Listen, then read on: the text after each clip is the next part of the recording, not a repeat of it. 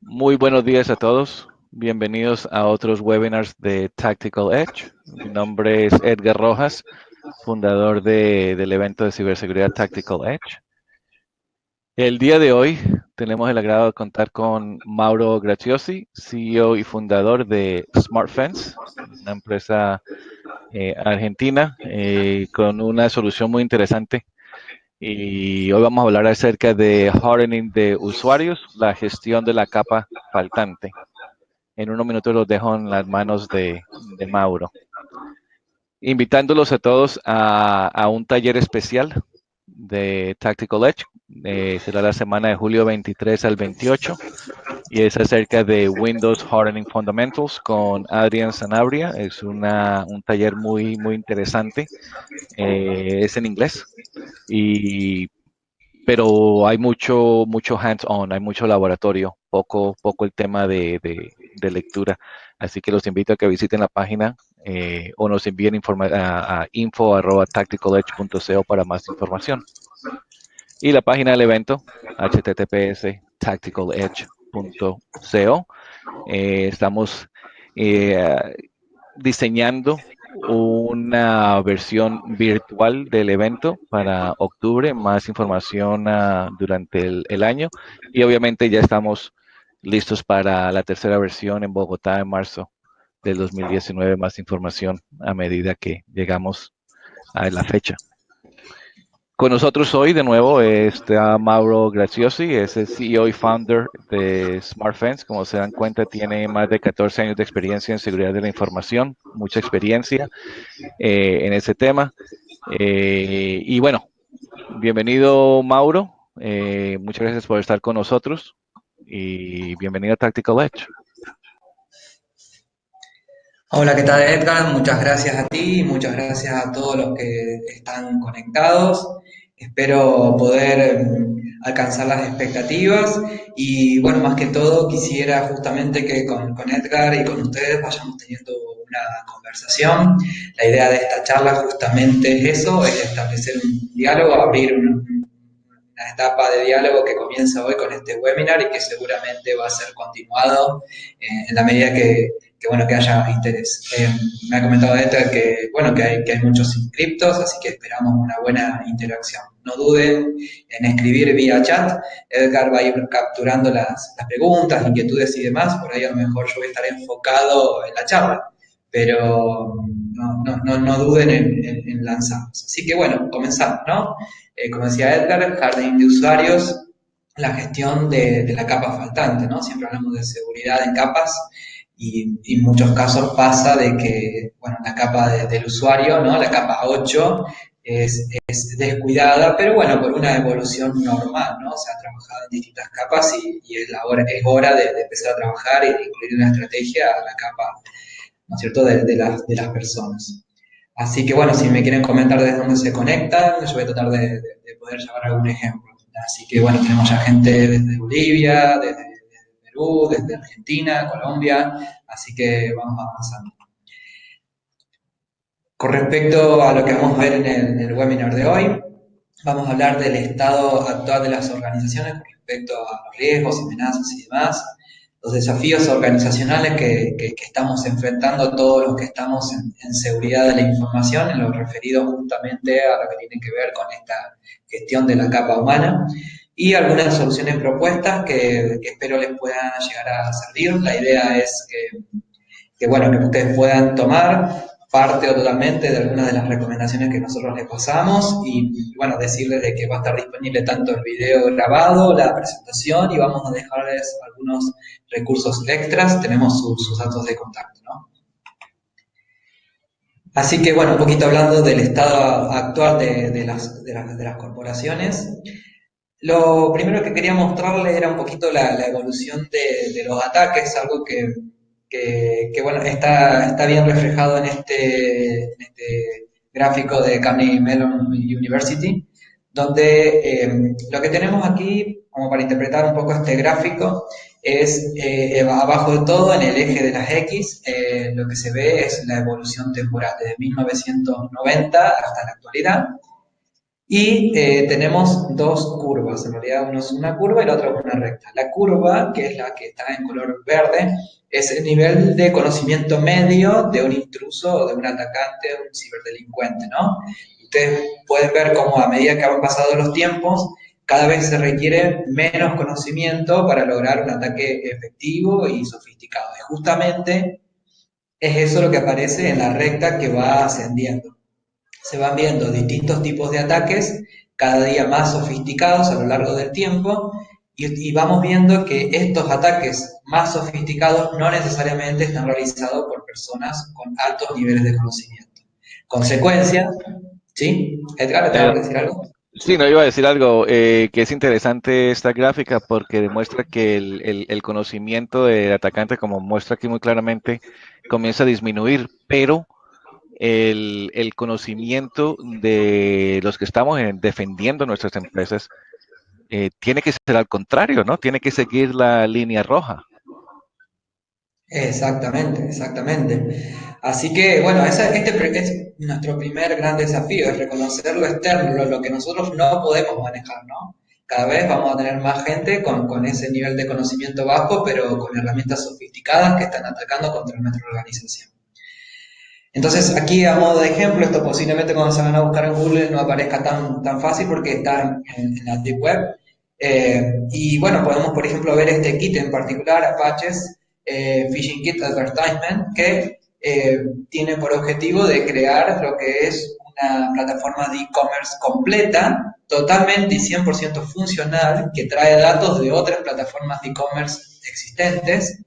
Y bueno, por ejemplo, en este caso podemos ver que la interacción con la plataforma es completa. En este caso, por ejemplo, fíjense que hace una clonación de un sitio de Walmart. Pueden ver que está escrito en portugués. Esto es, principalmente fue desarrollado para el mercado brasilero, pero fíjense cómo tiene una interacción completa y puede producir un engaño muy sofisticado, y que esta herramienta está disponible para solamente aquel que tenga entre 100 y 300 dólares, puede adquirir este producto en la dark web, ¿no? Ha sido dado de baja ahora último, pero bueno, estuvo disponible, y eso es lo que está pasando, ¿no? Hoy con poco dinero se puede acceder a una herramienta súper compleja. Con respecto a los números del phishing, yo voy a ir rotando un poquito entre lo que es phishing y ransomware de forma permanente. Podemos ver que durante la primera mitad de 2017 se crearon alrededor de 8 millones de sitios únicos de phishing, y que estuvo presente en el 90% de los ataques exitosos. Entonces vamos a ir viendo cómo esto va impactando, ¿no? Mauro, Y qué sí, pena, una preguntita. La anterior, esos números, ¿estos son a nivel global o enfocados en Latinoamérica? esto es a nivel global. Justamente, el gran problema que tenemos en Latinoamérica, que es un poco lo que iba a mencionar luego, es que a diferencia de otros lugares, de otras regiones, es que tenemos muy poca información. No hay un ente único que recolecte información, y muchas veces los propios países tampoco tienen lugares donde hacer una denuncia. A veces incluso los lugares de denuncias y demás, o observatorios que existen, no son oficiales, es decir, los países, tal vez los entes que tienen, no son lo suficientemente capaces de poder ofrecer digamos, esa información. Sin embargo, hay algunos países que sí la tienen. Pero bueno, esto acá, en respuesta a tu pregunta, es a nivel global. Seguramente falta muchísima información de lo que es en el ámbito de Latinoamérica. No es el único lugar donde falta información, pero también sabemos que es un lugar donde somos muy propensos a recibir este tipo de ataques. Entonces, bueno, en este caso, por ejemplo, ahora salimos de Brasil, vamos a Argentina, donde acá vemos también otro kit de phishing, en este caso de Visa, donde, bueno, en una página que ha sido abusada, una página falsa que fue puesta en un sitio web de confianza, pero bueno, se ha utilizado este kit, donde, bueno, hasta acá llega el email, ¿no? Y que lo envía a la próxima pantalla, que es la landing page, donde se puede ver allá en la URL donde apunta a un sitio preexistente y bueno, es el típico phishing donde solicita datos específicos en particular y bueno, este kit aquí mismo, el propio desarrollador también lo ponía a disposición. Entonces podemos ver lo fácil que se transforma en crear una página de phishing efectiva. Estamos hablando de horas. Por otro lado, esta fuente es de Anti-Phishing Working Group, también a nivel global. Nosotros habíamos estado haciendo un análisis, en este caso estamos hablando de la primera mitad de 2017, también tengamos en cuenta que hay un periodo de recolección y post-análisis que hace que no tengamos la información así al momento, por decir, hasta este trayecto de 2018, pero lo que sí se nota claramente es que la cantidad, porcentaje de sitios únicos de phishing detectados en comparación con los creados es enorme, es abismal, lo que nos lleva a pensar que trabajar a nivel de listas negras a la hora de sitios de phishing es inefectivo. ¿Esto a qué se debe? A las técnicas de evasión justamente que utilizan los ciberdelincuentes. Y bueno, entonces se pueden ver cómo esas medidas de protección son fácilmente evadidas. Primero, los sitios se encuentran disponibles durante un periodo de tiempo muy corto, 4, 8 horas, algunos duran un poco más, pero es normal de que ocurra, el sitio viva, apunte a la urgencia y bueno, dure poco tiempo. Por otro lado, también lo que pasa es que se utilizan herramientas automatizadas que utilizan dominios muy similares al dominio real. Entonces, supongamos organización ACME, ¿no? Entonces, tenemos herramientas, después si quieren dar una vuelta por nuestro blog o por nuestro sitio web, pueden encontrarlas. Lo que van a ver es que ustedes van a encontrar herramientas como DNS Twist o Evil URL, donde lo que hacen es tomar un dominio en particular y luego lo que hacen es generar un dominio similar, ¿no? Por ejemplo, en el caso de DNS Twist va alterando algunas letras y en el caso de Evil URL lo que hace es cambiar por caracteres Unicode. Entonces el usuario tal vez lo ve igual, se ve igual en la barra de navegación, pero tal vez a lo mejor tiene un diéresis en la parte baja. Y por otro lado, se utilizan certificados SSL. De hecho, fíjense en la próxima slide, ¿no? Cómo se va viendo acá en este gráfico, a medida que va avanzando el tiempo, cómo van utilizando cada día más en los ataques de phishing los certificados SSL. Fíjense que aquí llegamos al tercer cuarto de 2017 y ya estamos cerca del 25%, ¿no? Entonces, Mauro, ¿y por qué es interesante ese punto, aclarar ese punto de certificados SSL?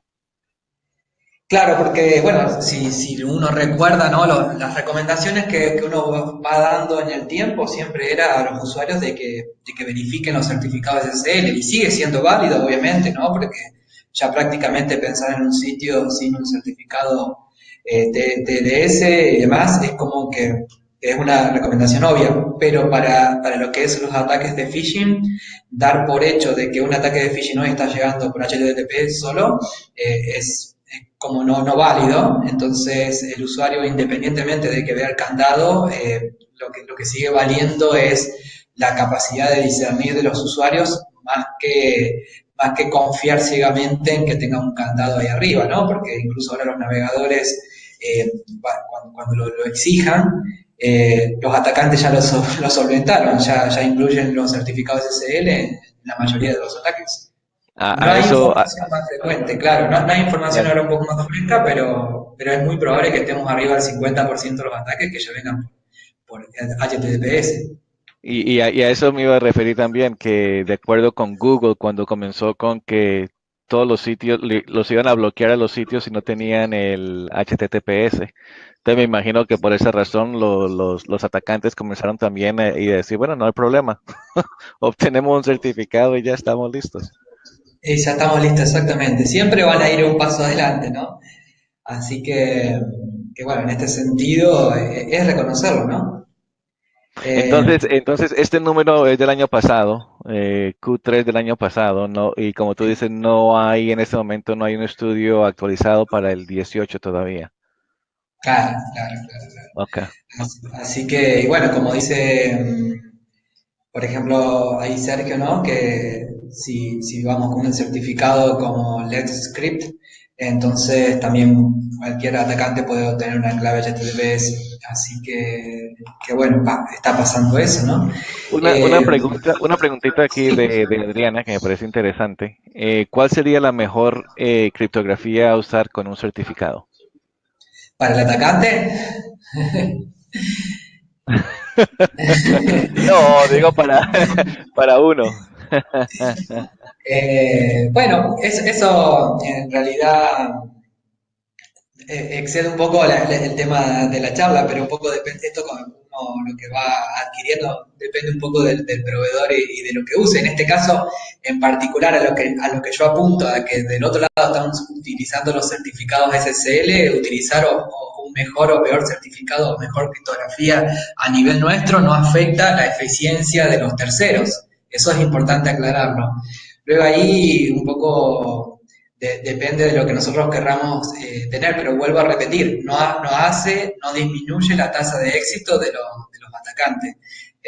Hoy en día estamos hablando siempre de TLS 1.2, si no mal recuerdo, ¿no? Si me puede ayudar a me colaborar alguien más, y ahí estaríamos un poco haciéndolo. Lo que sí podemos poner, vuelvo a repetir, lo que nosotros aumentemos nuestra criptografía no disminuye la efectividad de los atacantes, pero nosotros podemos poner requisitos en los navegadores para que soporten de cierta criptografía. En más, hay que tener en cuenta de que, bueno, de que también, sí, 1.2, bien, TLS 1.2, está bien.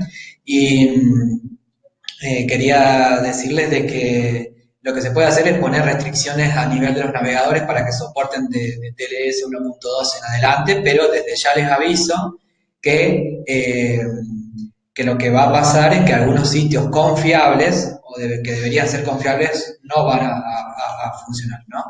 Así que bueno, también hay que tenerlos en cuenta. A veces cuando queremos subir la vara y bueno, queremos evitar los ataques de phishing, posiblemente algunos sitios que deberían funcionar bien, especialmente de entes públicos, tal vez no carguen porque no soportan estos niveles de seguridad.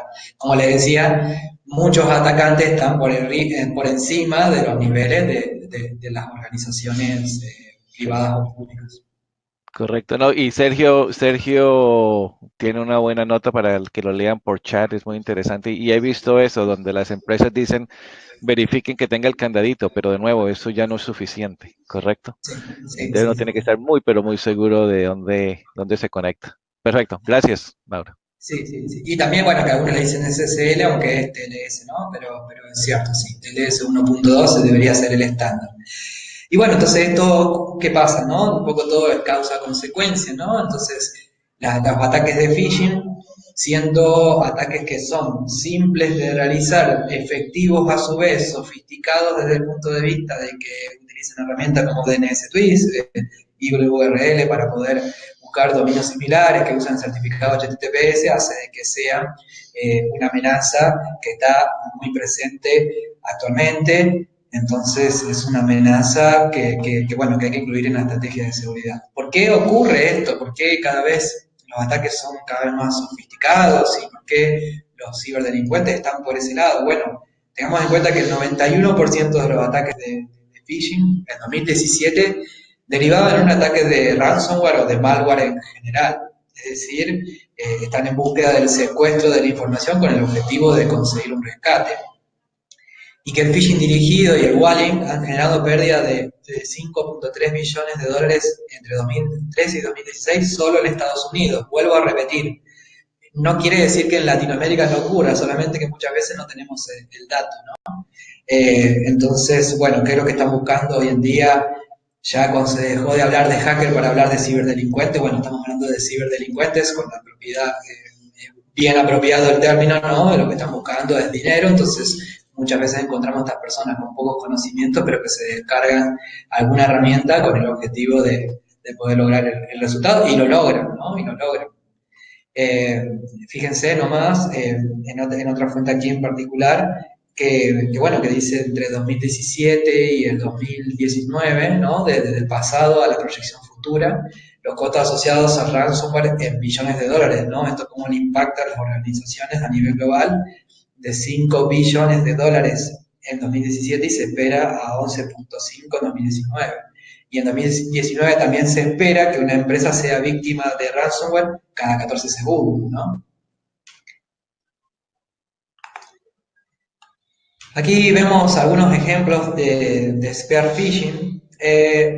Aquí lo que quiero apuntar, fíjense que es un email de solo texto, ¿no? Y si bien están tapadas ahí las direcciones de correo, muchas veces a lo que apuntan es a la cantidad de información que se obtienen de nosotros mismos y de todo, ¿no? Ya hoy buscando en las redes sociales podemos saber quién es el jefe de una persona. No sé si conocen la herramienta de Harvester, que también la pueden sacar ahí de la página nuestra, del email Harvester, y pueden sacar también cuáles son las direcciones de correo de las personas dentro de la organización. Entonces, fíjense que este es un email que hablando desde el punto de vista de la sofisticación, es bajo desde el punto de vista técnico, pero muy efectivo desde el punto de vista de la información que se tienen sobre la parte interna de la organización, ¿no?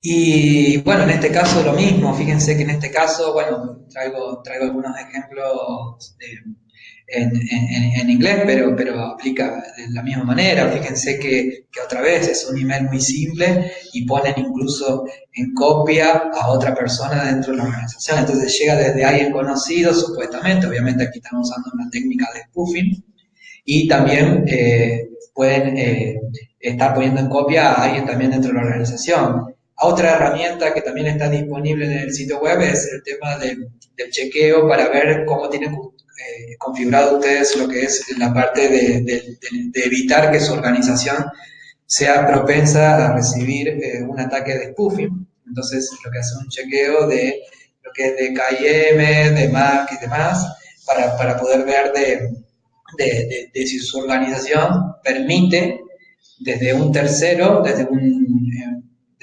servidor de correo tercero, poder llegar con dominio propio de su organización y enviar mails a su propia persona, ¿no? Así que eso también es una herramienta que van a encontrar ahí. Eso por un lado es lo tercero, lo que nosotros no podemos controlar, pero también nos encontramos con desafíos propios dentro de la organización, haciendo malabares, ¿no? Para el área de seguridad de la información, y creo que un poco es lo que estamos sufriendo todos los que estamos en seguridad de la información.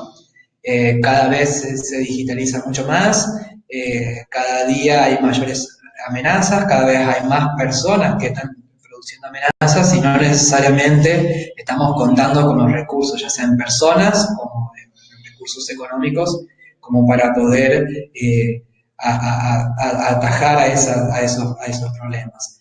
Entonces, ¿a qué nos enfrentamos, no? Bueno, esto acá es un tweet que envié el día de anteayer, pero que bueno, quedó activo hasta ayer. Además de esto acá lo envié por otras redes sociales, si me están siguiendo, bueno, ahí aparece mi dirección de Twitter, pero también lo he hecho por LinkedIn y también lo he hecho por otras redes sociales, y el resultado siempre fue el mismo. La pregunta básica era: ¿qué piensan los usuarios sobre el área de seguridad de la información, sobre el responsable de seguridad de la información? Aprovecho para hacer la pregunta a ustedes si quieren opinar. Y bueno, en este caso el 26% opina de que no sabe de que existe el área de seguridad de la información, que no les interesa, es la más dolorosa, ¿no? Es la indiferencia. Luego, como segunda opción estaba de que si estorbaba, que si era una traba, un impedimento, una molestia, un obstaculizador. Y bueno, ahí ese fue el que ganó, con más allá del 53%. Y fíjense que ustedes, que estos dos, que son los negativos, llegan prácticamente al 80%, en este caso al 79%, eh, del total, ¿no es cierto?, de las opiniones. Y estas son respuestas de los propios responsables de seguridad de la información. Tengan en cuenta que las opiniones de los usuarios todavía pueden ser aún peores, ¿no? Porque en muchos casos yo tuve que volver a repetir que no era lo que queremos escuchar, sino que era lo real. Así que, bueno, fíjense que después está el tema de que sirve ante incidentes cuando, bueno, algo ha ocurrido y, bueno, se ve la utilidad del responsable de seguridad de la información y que sirve de consulta. En este caso, bueno, la cantidad de votos no ha sido tan alta, pero como les digo, lo he lanzado por otras redes sociales. Mauro, hago un puntito aquí, porque estos números que están aquí me parece que son resultados, asumiendo, pero como yo lo leo, son resultados de diferentes grupos de ciberseguridad que no han hecho el esfuerzo para capacitar a los usuarios. Eso es uno. Lo otro es que también hay que verlo desde el punto de vista de los usuarios. Esta semana estuve donde un cliente y había un phishing, salió un phishing donde pedían a los usuarios, yo no sé, una factura, la famosa factura, ¿correcto? Y obviamente nosotros, como estamos en el tema de ciberseguridad, sabemos inmediatamente, eso no nos aplica, eso es un phishing. Pero escuché a uno de los usuarios diciendo, y eso me quedó muy claro, ellos dijeron, pero es que yo no sé cómo yo puedo diferenciar, porque a mí me llegan muchos esos correos donde me dicen aquí está la factura por el servicio que nosotros les dimos, porque nosotros somos en cuentas o lo que sea, ¿no? Para hacer los pagos. Entonces ella dice, nosotros cómo podemos detectar o saber que ese correo es raro comparado con los miles de correos que recibimos, porque ese es el trabajo de ellos, es abrir documentos para pagar las facturas. Entonces, el tema de concientización es muy, pero muy interesante. Es un tema que muchas empresas no lo están tomando en serio. Sí, sí, sí. Y bueno, incluso aquellos que han hecho algún intento de concienciación, bueno, es eso. Y ahí un poco venía el tema, como dice Pedro, que cuando tenían la posibilidad de desplayarse en las distintas redes sociales, bueno, hablaban mucho de esto, de cuáles son los factores que influyen, ¿no? Y justamente aparecía la falta de compromiso por parte de la dirección como un gran influyente de la percepción del área de seguridad de la información, como con un apoyo fuerte por parte de la dirección se ve distinto porque baja, al fin y al cabo termina siendo el área de seguridad de la información bajando los lineamientos generales de la dirección. Ahora, si la dirección solamente tiene el área de seguridad de la información puesta por debajo por ejemplo, el área de tecnología, que no digo de que esté mal, pero no tiene la suficiente entidad como en alguna otra organización donde está al mismo nivel que el área de tecnología o de sistemas. Entonces, bueno, un poco se nota, ¿no? Ahí empieza un poco a cambiar los nombres. Hay organizaciones con niveles de madurez muy distintos, pero bueno, la muestra termina dando en general y en Latinoamérica, aunque también en España hay similitudes, un poco por este lado. Y bueno, eso es un desafío. El otro desafío es qué información nosotros tenemos sobre los usuarios. Muchas veces tenemos información en distintos eh, registros, ¿no? De firewall, del proxy, del filtro anti-spam, del filtro antivirus, del IDS, IPS y demás. Y las miles de soluciones que muchas veces tratan de integrar información, pero muchas veces nos cuesta lograr un perfil del usuario, ¿no? Nos cuesta unir esos puntos y poder saber efectivamente cómo se está comportando. Tal vez el antivirus detecta un tipo de comportamiento, el proxy otro. Hay algunos que están integrados entre sí, pero nos resulta difícil porque cada una de estas soluciones al fin y al cabo termina viéndolo con una visión parcial. Y bueno, para aquellos que han hecho, que han avanzado, bueno, hasta aquí también aprovecho para preguntarles si han hecho algún tipo de simulación de phishing o de ransomware en su gente, y los que han hecho, diseñado, creado y lanzado campañas de concienciación, se van a encontrar con el desafío que, bueno, que me encontraba yo hace ya varios años cuando hacía esto, ¿no? Hacía las dos cosas, pero muchas veces me costaba correlacionar entre lo que era causa y consecuencia, ¿no? Entre lanzar una campaña de concientización o concienciación, como le dicen en España, y, y bueno, y las simulaciones de phishing y ransomware muchas veces era difícil, ¿no? Entonces, teníamos las dos, usábamos las dos partes, pero muchas veces la causa-consecuencia no era tan evidente como queríamos. Y bueno, por otro lado está el tema de cumplimiento, ¿no? Que para las áreas de seguridad de la información cada día es más fuerte, más grande y cada vez insume más tiempo. Siempre tratamos de que nosotros tengamos nuestra propia estrategia desde el área de seguridad de la información y que no nos veamos necesariamente mandados desde el exterior, desde el área de cumplimiento, del área de auditoría, pero muchas veces estamos corriendo tras eso, ¿no? Y bueno, tenemos por un lado las normativas externas, ¿no? Cada día más las que tienen que ver con la parte de datos personales, ahora con la normativa europea, que nos pega a todos, ¿no? Por otro lado, también tenemos lo que son las normativas externas específicas a veces de sectores, por ejemplo, de banca, puede ser también normativas específicas por lo de tarjetas de crédito, PCI DSS o COVID. Y bueno, todos los que tengan implementado las ISO 27001 o alguna otra, que también nos exige ir teniendo evidencia de esa formación que vamos haciendo a los usuarios, ¿no? Eh, y bueno, un poco eso. Y ahí cuando llegamos a la parte de registros y logs sobre las acciones que nosotros vamos haciendo, más allá del problema que les mencionaba antes de la correlación, también nos encontramos con el problema de que el registro tiene que ser válido.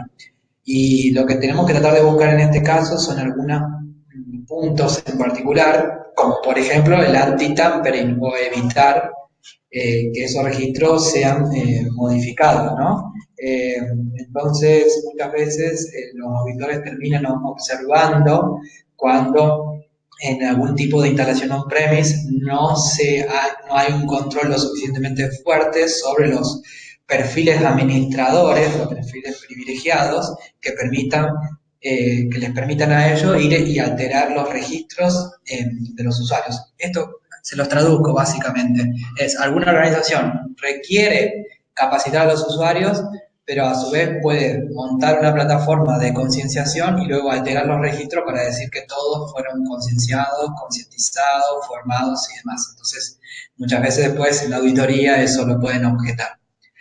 Y por otro lado, un desafío de cumplimiento que a lo mejor algunos de ustedes ya lo han enfrentado, espero que no, y espero que vayan en camino a no tener que pasar.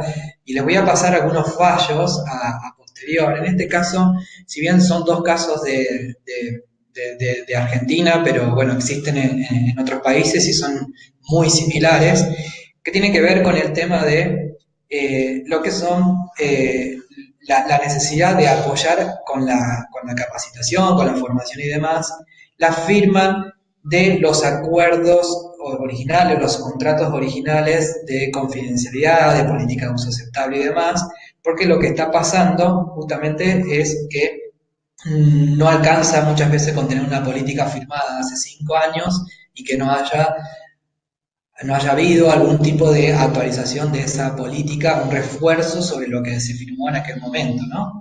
Entonces, veamos un poquito estos fallos. Este acá no tiene que ver con eso, tiene que ver que, bueno, con el hecho de que no, en este caso, en este fallo particular, dice no tuvo conocimiento ni le fue entregado ningún tipo de material relativo a la política de seguridad informática y que no fue notificado de ningún código de ética informática en la empresa. Pudo haber ocurrido, pero no quedó evidencia en este caso particular. Posiblemente ni se lo hayan hecho firmar. En este caso, en el segundo, dice que ese reglamento no fue puesto en conocimiento del personal de forma fehaciente, por un lado, y dice que la única reglamentación que circuló una vez por email fue una especie de memo interno con una determinada política de la compañía que hacía hincapié en cuestiones comerciales de licitaciones, ¿no? Y bueno, ¿no? Entonces, ¿qué es lo que pasa en este caso? Y lo que ocurre, ¿no? Un poco que viene a la la parte de recomendación que nosotros le vamos a dar, que es la otra parte ahora de la presentación para detener un poco todo esto, porque tampoco es la típica charla de seguridad de la información donde todo termina mal, sino que frenar un poco con esto y dar un atisbo de esperanza, porque ya Sergio, Daniel y demás, y bueno, los que venían escribiendo, ¿no? Es un poco, hacen lo que hacemos todos los que somos o fuimos responsables de seguridad de la información cada vez que asistimos a un webinar como este, ¿no? Hacer un poco de catarsis, ¿no? Y comentar un poco las realidades de cada uno, que es lo que hago cada vez que hablo con otro colega, ¿no? Y, y bueno, ¿no? Ahí lo que encontramos es que, bueno, como una recomendación es suministrar regularmente información que recuerde lo que han firmado, ¿no? Lo que han firmado en su momento. Los fallos, otros fallos que hay, también apuntan un poco a eso, a que durante el momento de la toma de conocimiento, que pudo haber sido durante el proceso de selección de las personas, esas personas de alguna forma no eran totalmente libres. Esto acá no quiere decir que necesariamente sea cierto, pero es lo que están fallando, ¿no es cierto?, distintos jueces en distintos países, ¿no? Que no necesariamente estaba 100% libre porque era una decisión de empezar a trabajar y aceptar esas condiciones o no. Entonces, por eso que se recomienda entregar información, ¿no? Información sobre lo que decía esa política de uso aceptable, el acuerdo de confidencialidad, sobre el tratamiento de datos personales de los propios empleados y, muy importante, sobre el tema del monitoreo laboral. Recuerden que es ilegal hacer un monitoreo laboral sin previo aviso. Incluso es importante también recordarles que el monitoreo laboral no es retroactivo, es decir, no, por lo menos estoy hablando a nivel de evidencia, ¿no? De presentar una evidencia de que pueden encontrarse con algún problema si ustedes no han notificado de que estaban haciendo un monitoreo laboral. Posiblemente lo puedan usar para demostrar ante algún ilícito, pero también se encontrarían en un ilícito ustedes porque no han estado notificando al usuario con esto acá. Por eso es importante ir entregando trozos de información, porque es mucho lo que hay que ir notificando al usuario y obtener a su vez la evidencia. Me detengo un ratito para leer los mensajes porque la verdad que se está poniendo un poco interesante ahí lo que es el mensaje, los mensajes por chat. Pero claro, sí, estamos hablando del mínimo de inversión, ¿no? Y muchas veces la conciencia no es un problema solamente de los usuarios, sino que viene aguas arriba, ¿no? De que no entienden un poco cuál es la inversión verdadera, ¿no? Y apuntando a la seguridad perimetral y los antivirus gratuitos, bueno, que con eso ya tendrían seguridad y bueno, sabiendo que los ataques, como veníamos nombrando, muchas veces no pasan por la seguridad perimetral. Tengamos en cuenta que un ataque de phishing o de ransomware de los actuales no implica vulnerar ninguna justamente vulnerabilidad de algún equipamiento tecnológico, sino que van directos sobre usuarios y cuando es abrirle la puerta al externo y meterlo directamente dentro de la organización. Les paso ahí también una herramienta que no sé si la conocían, que es un JavaScript que hace un mapa de la red interno. Entonces, a veces con algo tan simple como la ejecución de un JavaScript en un navegador de un cliente también pueden hacer un mapa de la red. Ya no se necesitan grandes conocimientos o herramientas muy evolucionadas como para lograr eso. Bueno, por otro lado, como una recomendación para que ustedes puedan avanzar también es el hecho de establecer una línea base de riesgo, siempre hablando de los usuarios, ¿no? Y conocer el estado actual de la organización. Y bueno, ¿no? Es tener ese punto de partida para trabajar en la mejora continua, ¿no? Y bueno, ¿para qué nos serviría esta línea base o fotografía de riesgo? En primer lugar, para brindar un estado de situación, ¿no? Porque nosotros, en ese momento, lo que nosotros teníamos como una hipótesis, lo que vamos a hacer es tratar de demostrar esa hipótesis. Y ese estado de situación inicial puede ser desde muchos puntos de vista. Por ejemplo, podemos lograr hacer alguna simulación de phishing, alguna simulación de ransomware, o conocer a través de algunas preguntas tipo examen el nivel de conocimiento, o a nivel de encuesta, como la que yo hice, que le preguntaba a los ISOs cuál era la percepción del área, ¿no? Por parte de los usuarios. En cambio de presuponerla es lanzar esa encuesta directamente a los usuarios, ¿no? Posible de forma anónima, y conocer ese estado de situación actual, por ejemplo, la percepción del área. Y por otro lado, bueno, establecer objetivos y metas. Nosotros podemos decir, bueno, nosotros queremos disminuir la cantidad de personas que caen en simulaciones de phishing en un 15%. Si estábamos en un 60%, entonces pasaríamos a un 45%, o lograr que la percepción del área sea más favorable, o lograr que los usuarios tengan un mayor nivel de conocimientos y que a las preguntas que uno le haya hecho haya mejorado. Evaluar en el tiempo la efectividad de las acciones, que también esto es importante. Muchos lanzan una campaña, han invertido mucho tiempo y luego esa campaña fue muy efectiva un año y pasan 2 años hasta que vuelven a lanzar otra campaña. Esa campaña se lanzó, tuvo buenos resultados, pero no hay una constancia, ¿no? Entonces es importante volver a lanzar y volver a evaluar esa efectividad. Justamente un poco como venían hablando, es el recupero de la inversión, o en el caso de la seguridad de la información, el recupero, el ROSI, ¿no? El recupero de la inversión en seguridad de la información. Y bueno, justamente lo que nos pasa principalmente a los latinos es que muchas veces no se invierte en metodologías, herramientas, capacitación para tener un SGCI dinámico. Somos muchas veces reactivos, no apuntamos, o sea, somos hijos del rigor, ¿no? Ocurren las cosas y luego salimos corriendo por detrás. Somos un poco eso, ¿no? Y entonces, bueno, va pasando eso.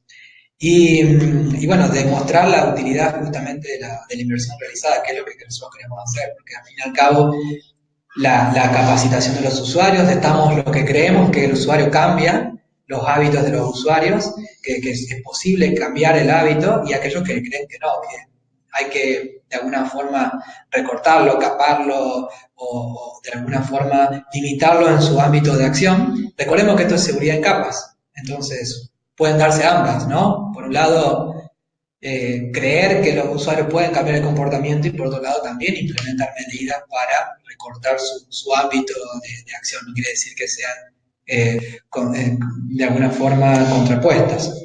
Así que Mauro, eso. Mauro, disculpa, en los chats tenemos a Daniel, Giovanni y Jenny que están hablando, refiriéndose al tema del famoso ROI, o Sí, sea, el último punto tuyo, ¿no? La utilidad de la inversión realizada. Es mucho más fácil poder decir, cuantificar cuando son cosas tangibles, ¿no?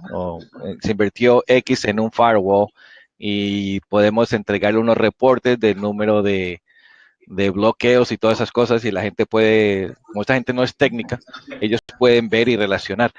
Pero en el tema de capacitación de usuarios, en el tema de phishing o algo así, es muy difícil cuantificar lo bueno de la inversión. Entonces, ¿cómo sugieres tú tú cómo tratas ese tema? bueno, en realidad es muy similar al firewall, y de hecho creo que es bastante fácil de demostrar. Tengamos en cuenta que eh, en este caso se puede demostrar en un corto plazo. Le diría en 15 días ustedes pueden ver los resultados, porque lo que ustedes hacen es lanzar una simulación de phishing o de ransomware, luego hacen alguna capacitación, pueden hacer algún refuerzo de esa capacitación, y bueno, vuelven a mandar o a enviar otra simulación de phishing y van viendo el resultado. Y es fácil de medir y se ve el resultado, porque al fin y al cabo uno va viendo cómo van evolucionando los usuarios. También es importante destacar que el usuario se olvida, ¿no? Entonces nosotros, si a los 15 días lanzamos de nuevo una evaluación de phishing, apenas el usuario terminó de recibir la capacitación, es probable que lo tenga bien fresco, y es probable que posiblemente caiga menos. Y si lo lanzamos a 3 meses, ese usuario eh, se termine olvidando un poco de todo eso. Entonces, ahí el tema de recupero de la inversión, nosotros le vamos a pasar una plantilla, que es una plantilla de hoja de cálculo, para que nosotros no opinemos por ustedes, porque muchas veces el impacto en cada organización es de distinta manera, y lo que les permite a ustedes es hacer una simulación de phishing, tomar alguna acción, como puede ser capacitar a los usuarios, y poder volver a cargar, luego de volver a hacer la simulación, cargar de nuevo los datos y ver monetariamente cómo hubiera impactado dentro de la organización. Y con respecto a, como dice Julio César, cómo hacemos hardening de usuarios, y no, es un sistema operativo más, ¿no? Es el Human OS, ¿no? Que al fin y al cabo no hay gran diferencia, ¿no? De lo que es cualquier otra cosa. Ustedes recuerden que nosotros tenemos tecnologías que tienen hardware y software. Si es hardware, tienen firmware. Todo el hardware tiene firmware, que es un software. Y todo el software obviamente también lo es. Que fue desarrollado por personas y que tienen errores y que nosotros por consiguiente tenemos una política de actualización de ese software. Entonces, con respecto al hardening de usuarios, no es más que lo mismo. Es constantemente están aplicando los parches dentro de los usuarios. Obviamente que va a haber usuarios que no es por negligencia, va a haber usuarios que van a estar de alguna forma produciendo ese daño con la intención, pero desde el punto de vista de cómo hacemos hardening de usuarios, apuntando a aquel que nosotros queremos mejorar en su comportamiento, es repitiendo el mensaje una y otra vez para bueno, ¿no? De producirle ese cambio de comportamiento, ¿no? Bueno, sí, el insider. Y con respecto al insider, tanto sea el insider como aquel que es por negligencia, también es importante no solamente, recordemos siempre la seguridad en capas. Si nosotros decimos, vamos a solucionar todos los problemas de seguridad de la información y del mundo prácticamente a través de esta solución mágica que es formar a los usuarios, nos estamos mintiendo. De la misma forma que si implementamos un firewall. Si yo pongo un firewall, no voy a parar ni una de las trampas de phishing, es cierto, porque las trampas de phishing modernas no van a ser detenidas por un firewall. De la misma forma, yo no puedo confiar ciegamente en que si yo capacito a los empleados, solo con eso voy a tener una seguridad integral. Es por eso que tenemos que tener las medidas de seguridad perimetral, que tenemos que tener un antivirus que sea correcto, una seguridad endpoint correcta, y también tenemos que tener las medidas disuasorias, como son las políticas de uso aceptable, y recordarlas constantemente, ¿no? Porque si no, al fin y al cabo, estamos confiando nuevamente en una única solución mágica, que es lo que uno trata de evitar. Así que, bueno, un poco eso. No sé si se me pasaron un poco los chats mientras venía hablando, no sé si alcancé a responder a lo que estaba diciendo Julio César. Sí, no, está muy bien. Tocaste y los temas siguen hablando acá acerca de la importancia de la capacitación, del tema de la mitigación o la reducción de los riesgos existentes, ¿correcto? Como Es tú dices, reducción, no, es es reducción. reducción, exacto. Sí, No es sí, eliminación, sí. pero reducción. Todo ayuda. Todo ayuda y es una capa que muchas veces, bueno, un poco cuando nace, ¿no? Esta empresa que nosotros creamos y el producto y demás, siempre venía de las dos vertientes, pues nosotros hace ya varios años que estamos y durante mucho tiempo el usuario siempre se consideraba un enemigo. Yo creo que hoy por lo menos tenemos a gente que cree que es posible torcer, aunque sea un poco, el comportamiento de los usuarios. Hay muchas más noticias en la televisión y a las personas también le afecta también mucho en su vida cotidiana. Yo soy de los que creo que se puede cambiar el comportamiento, tampoco soy un iluso, no soy un soñador que creo que bajar una capacitación va a implicar un cambio de comportamiento inmediato y duradero, eterno, sino que creo que es lo mismo que aplicar un parche de seguridad en un software, ¿no? Sirve por el momento, pero hay que estar atento y entender de que incluso habiendo aplicado el parche, todavía quedan vulnerabilidades por atacar y que del otro lado tenemos a gente que está constantemente atacando a nuestros usuarios. Eso reconocerlo, es importante saber que los ataques hoy en día los más efectivos dentro de la organización son los ataques que van directo a los usuarios. Entonces, es decir, sí tengo una protección endpoint, sí tengo un firewall, sí tengo una protección a nivel de navegación, pero también tengo que apuntar a la capa del usuario, ¿no? Y bueno, con respecto a esto acá de los indicadores de riesgo, un poco de lo que venían hablando, ¿no? Ahí de hablar de la matriz de riesgo y demás. Y, y sí, es un poco eso, Axel, ¿no? Muchas veces es culpar y decir es algo inmanejable. Yo muchas veces digo de que aquellos que estamos buscando soluciones más que problemas, tratamos de tener un ámbito de control más grande. Entonces, si nosotros decimos, esto en particular, que es la falta de conocimiento de los usuarios, es un problema que es responsabilidad nuestra, entonces es un problema que nosotros de alguna forma vamos a gestionar. Si no es culpar y decir que es algo inmanejable, cuando realmente no es así. Lo que es inmanejable y que nosotros no podemos hacer nada, si vamos a lo que es las metodologías puras de análisis de riesgo, recuerden que tenemos las amenazas y vulnerabilidades, ¿no? Las amenazas son las externas, las que nosotros no podemos controlar, las que, como les decía, son esas personas con poco conocimiento que usan grandes herramientas sofisticadas y que al fin y al cabo terminan, nosotros no podemos hacer absolutamente nada y terminan siendo cuestiones que tenemos que mantenerlas así, o sea, no es bajar la cabeza, reconocer esa realidad, pero lo que es la vulnerabilidad es la que tenemos dentro de nuestra organización y que es la que son los usuarios. Entonces, no pensemos en el usuario como una amenaza, sino como una vulnerabilidad dentro de nuestra organización. Entonces, justamente en los indicadores de riesgo, nosotros podemos medir el nivel a través de las simulaciones, por ejemplo, de la ejecución de software malicioso, de la fuga de información, que estaríamos hablando acá en este caso de malware, de phishing y demás. Y por otro lado, podemos medir también el nivel de conocimiento de las políticas de la organización y la opinión de los usuarios para con el área de seguridad, ¿no? Entonces, muchas veces eso. Jorge, te voy a invitar a leer nuestro blog. Lo vuelvo a poner, pero ahí tenemos recursos propios y externos con respecto a lo que es la parte de hardening de usuarios, ¿no?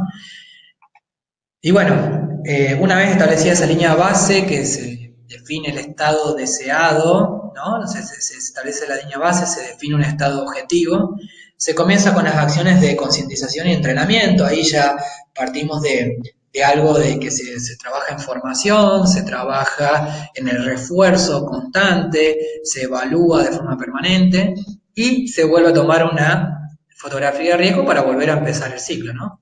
Un poco cuál es el objetivo, ¿no? Y bueno, uno de los problemas que veníamos mencionando era el problema que tenemos hoy en día y que no vamos a torcer tampoco rápido, por eso muchas veces lo más importante es entender que hay que tener paciencia y saber por otro lado, y es autorreconocerlo, ¿no? Qué es lo que quiere uno de uno mismo y de la imagen que quiere tener del área. Eh, si nosotros queremos ser un área que seamos vista específicamente como un área de control y no nos interesa en tener una buena reputación entre los usuarios, sino simplemente cumplir con nuestro objetivo de cumplimiento externo, entonces no nos va a importar mejorar la imagen del área. Ahora, si lo que nosotros queremos hacer es dar cumplimiento externo, pero a su vez tener una mejor comunicación con nuestra gente y poder entregar valor y poder lograr cambios significativos, eso es una cuestión de decisión. Entonces, no hay problema y se respeta a aquellos que, bueno, por el tipo de organización y demás, no les interesa tener una mejor imagen. Pero en el caso de que lo quieran, ¿cómo lo podrían lograr, no? Entonces, lo primero que todo es tener contenidos adecuados a la realidad de la organización. Contenidos sobre seguridad de información y cómo llegar a los usuarios van a encontrar muchísimo en Internet y ustedes son profesionales de seguridad de la información y saben que ese recurso está. Lo importante acá es llegar con un contenido curado que hable en los términos de la organización, en los términos del rubro de la organización y que sean efectivos, ¿no? Por ejemplo, Sergio hablando desde España, yo si digo concientización, hasta les cuesta decirlo, si hablamos de concienciación, es usar la palabra justa, porque no usar la palabra justa puede tener que ver con no lograr ese cambio efectivo, ¿no? Y ahí un poco el segundo punto habla de cambio de hábitos versus cumplimiento, como si fueran enemigos. Pero muchas veces lo llevan para ese lado, ¿no? Eh, y bueno, ahí en el tema de cambio de hábito versus cumplimiento tiene que ver con el hecho de que, con el próximo punto, es que bueno, que en muchos casos, bueno, en este caso Sergio lamentablemente eres minoría, así que era concientización, pero bueno, cuando estaba allá en España era concientización, ¿no? Que muchas veces por querer dar cumplimiento se baja con un mensaje que bueno, directamente se le baja una directiva en particular en un formato totalmente incorrecto, vamos a decirlo, no incorrecto, sino incómodo, en una comunicación muy frontal y que quieren lograrlo en un corto plazo. Nos ha pasado, por ejemplo, de que quieren comunicar y quieren obtener la aprobación de la política de seguridad de la información y quieren que en una semana los usuarios asimilen todo eso. Entonces nosotros lo que recomendamos es, si al fin y al cabo han estado tanto tiempo sin tener ese grado de cumplimiento, es que la vayan de alguna forma dosificando en una forma cómoda, por ejemplo, de que sea de autoconsumo, que lo pueda hacer en el momento que quiera, y que sea de corta duración. Lo que se usaba antes eran, por ejemplo, las campañas de formación y demás, eran de módulos de 40 minutos, algunos una hora y media. Hoy en día la comunicación, tengamos en cuenta que tenemos distintas generaciones involucradas, no tiene que durar más de 10, 15 minutos cuando se le está pasando algún mensaje a esas personas. Por otro lado, si hablamos de mejorar la imagen del área, no porque seamos de seguridad de la información y porque tengamos que dar cumplimiento y porque tengamos que bajar políticas de la organización, no se pueda trabajar con refuerzo positivo. Nosotros, por ejemplo, apuntamos a que los momentos de aprendizaje, los momentos donde uno quiere influir sobre los hábitos de las otras personas, no necesariamente tienen que ser momentos de evaluación. Entonces, fíjense lo que le estoy diciendo. Le estoy diciendo que en un momento ustedes pueden transmitir un mensaje con el objetivo de lograr un cambio de comportamiento y en otro momento pueden evaluar ese nivel de conocimiento. Sin embargo, si tienen la evidencia suficiente, pueden ver cómo esa persona por un lado, ha aprendido y por otro lado, ha sido evaluado. El otro tema que nosotros también hacemos hincapié es que si nosotros salimos a buscar contenido y lo queremos pegar en nuestra organización, y más que todo si vamos a buscar contenido de ámbitos anglosajones, somos distintos, o sea, reconozcámoslo, nosotros estamos en una idiosincrasia diferente y aquí los pongo en la mayoría, los españoles también, ¿no? No pensamos igual que los anglosajones. Ellos tienen una regla y bueno, si la regla está es porque hay que cumplirla. Ahí hay algunas diferencias sutiles entre los españoles y nosotros. Entre los españoles tal vez le tienen un poquito más de miedo a la regla. Nosotros acá hasta que tengamos tenemos una regla y parece que la rebeldía está en esquivarla, ¿no? Entonces, por eso cuando nosotros hablamos de medidas que se ha implementado en la organización, y sí, obvio, somos distintos, pero incluso entre los latinoamericanos, pero es reconocer que las reglas muchas veces no son tenidas en cuenta de la misma forma que la toman los anglosajones, que muchas veces para nosotros son sugerencias, ¿no? Entonces, por eso apuntar a explicarle el porqué de las medidas. Tengamos en cuenta que las medidas, al fin y al cabo, parten del sentido común, originalmente parten del sentido común, luego se transforman en buenas prácticas y que nosotros las implementamos en una organización porque sabemos que han tenido resultados en otros lados, algunas con mayor o menor éxito. Entonces, es explicarle que esa medida en particular que se está implementando no es de un capricho, no es algo que se le ocurrió a las personas del área de seguridad de la información, sino que ha sido demostrado de que es efectivo y que no solamente sirve en el ámbito de la organización, sino que puede trascender y que se puede ser utilizada en otros ámbitos que para ellos son de interés. Por otro lado, apuntar a la gamificación.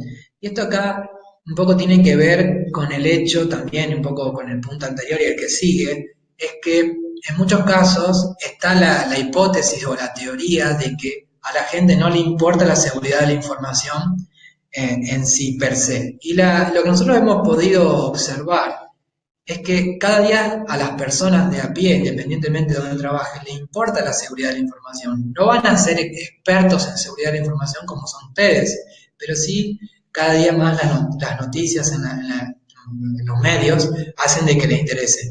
Entonces, lo que sí encontramos nosotros es que lo que no le interesa son las políticas de la organización, muchas veces, las reglas de la organización, porque al fin y al cabo no es algo que le aporte valor a ellos. Entonces, es tratar de demostrar de que esas medidas de seguridad de la información que nosotros estamos poniendo o bajando y demás, tienen que ver con eso, ¿no? Entonces, por eso, cuando hablamos de gamificación en seguridad de la información, cuando se ve de algo que no necesariamente es algo que a ellos les disguste, entonces es posible. Y bueno, es tratar de llegarles con algo que sea entretenido, que puedan competir entre ellos y al fin y al cabo si vamos a bajar con algún mensaje, no es más que aplicar lo que se está aplicando en los otros sistemas de e-learning, ¿no? La gamificación. Pensemos que muchas personas ya hoy en día están haciendo y utilizando plataformas de e-learning con gamificación. Así que es bajar lo mismo de otras realidades a la seguridad de la información.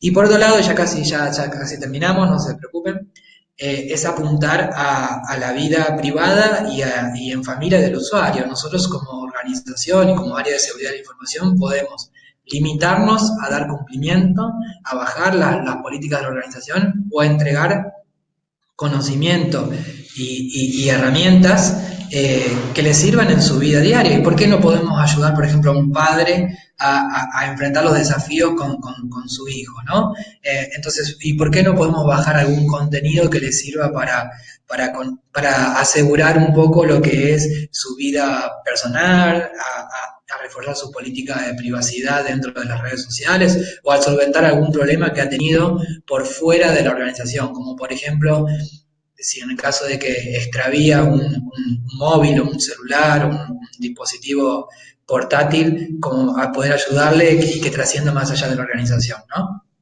Entonces, un poco eso, nosotros es pasar de ser un área que da una comunicación, al fin y al cabo, en una unidireccionalidad, a tratar también de escucharlo. Entonces, lo que ya un poco a modo de cierre es tratar de cambiar un poco la percepción también del área, ¿no?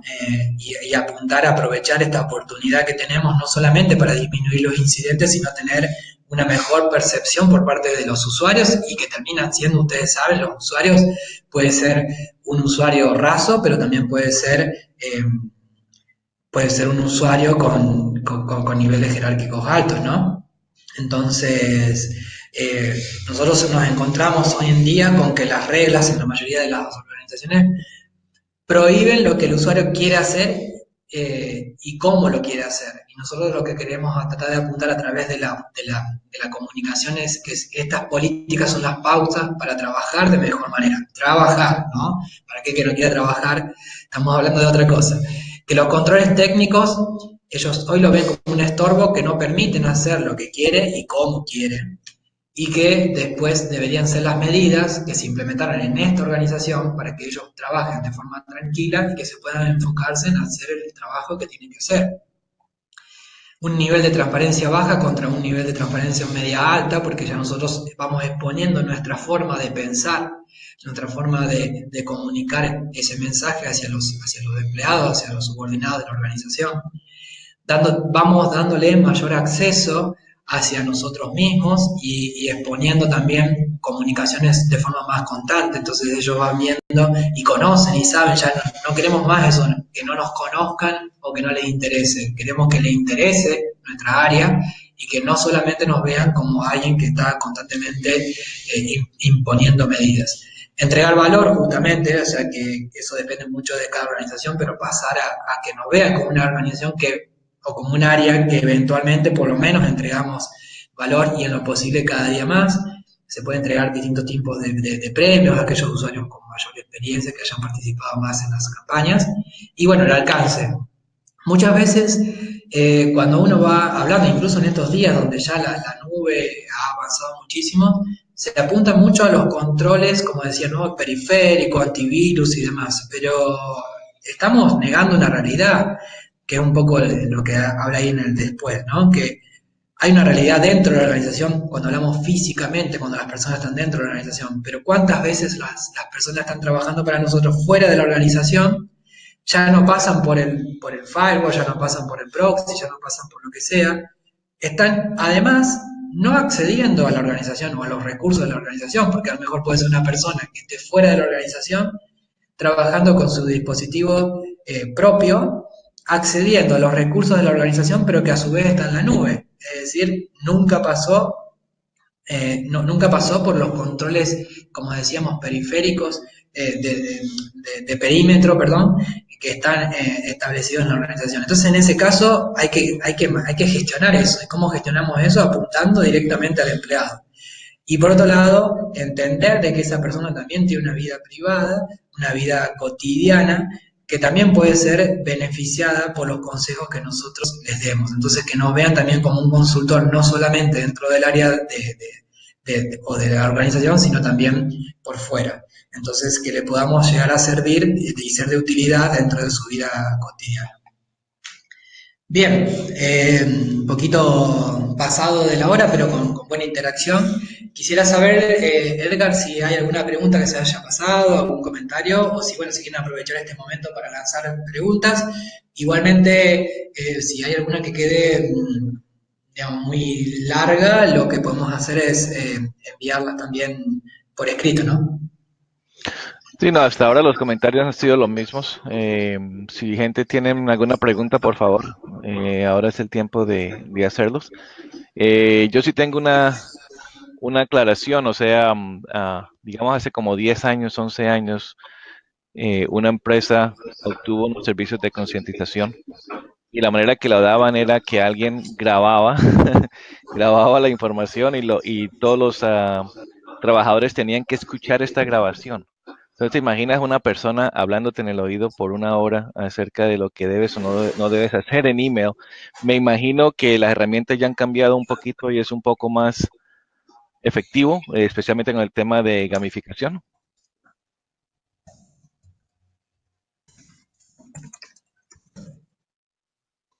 Edgar, no sé si lo han escuchado a Edgar, en mi caso he perdido un poco el audio, ¿no?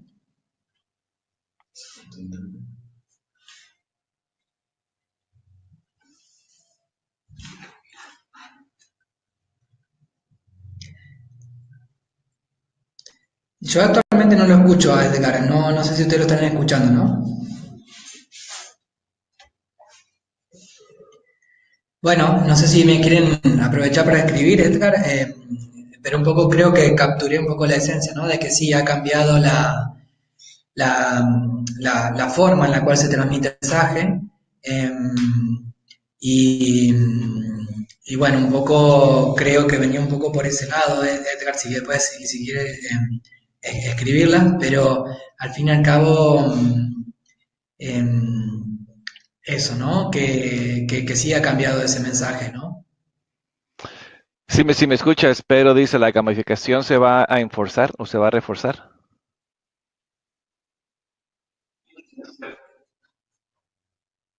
Escucho como cortado, así que si quieres escribir mientras tanto, Bueno, entonces yo creo que dejémoslo así. Muchas gracias, Mauro. sí, ahora sí, a ver. Yo creo que las personas están escuchando bien. Mauro, muchas gracias. Aquí está la información para que lo cierres.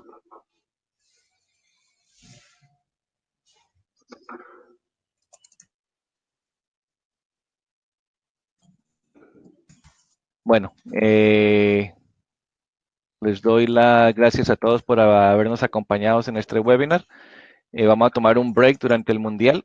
pero si están interesados algunos de ustedes están interesados en dar un webinar y trabajar con nosotros, por favor comuníquense con nosotros. En la página web hay un área de registro y nos envían un correo. Y si están interesados en liderar uno de estos webinars, con mucho gusto estamos aquí para ofrecer esta plataforma. Muchas gracias a todos y estamos en contacto. Bueno, muchísimas gracias Edgar y bueno, yo quedo disponible después también para cualquier consulta que me quieran enviar.